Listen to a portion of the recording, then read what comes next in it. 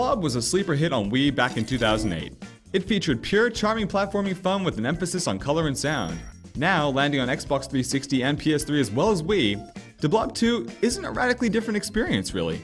You still play the heroic Blob fending off nefarious Comrade Black, leader of the Inked Corporation. These guys are hell-bent on draining all the color out of Prisma City, and they're doing a pretty good job so far. This is where you come into play.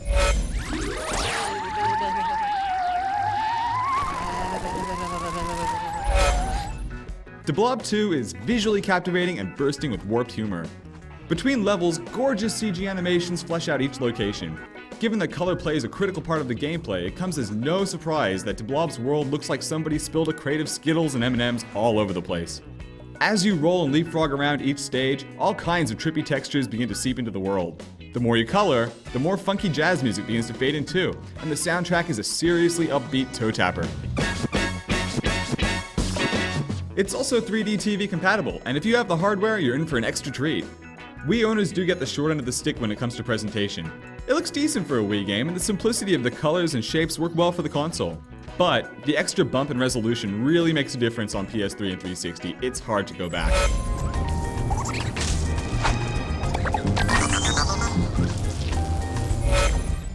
Blob can, with the help of his sponge-like body, soak up paint and literally recolor every surface in his path. As you color each area, new objectives and waypoints are unlocked. Eventually, you can open up whole new areas and the world transforms around you. Learning to blend colors is the key though.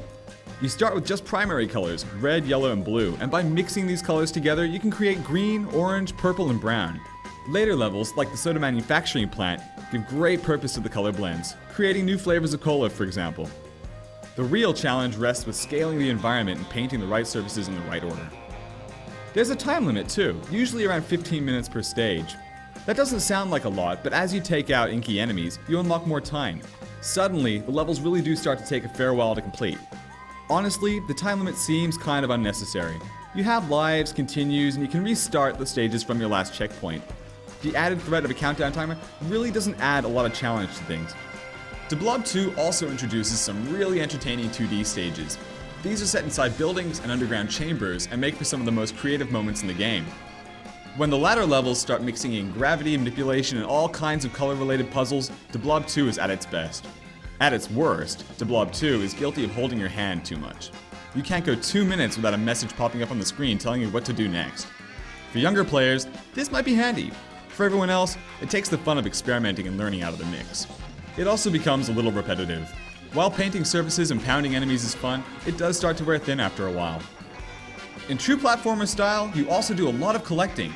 Color atoms, armor, inspiration points, new texture styles, unlockable art, extra lives, and a whole bunch of power-ups. The list goes on.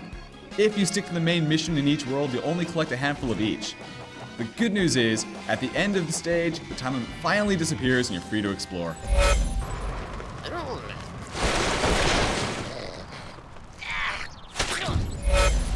All up, this is a fresh and fun platformer with great level design later into the game, and some kid-friendly co-op modes too. It definitely aims at a younger audience, and it does tend to hold your hand a little too much. That said, if you thrash Mario and need another clever and enjoyable platformer, Blob 2 is a great option. For more on his blobbiness, head to IGN.com.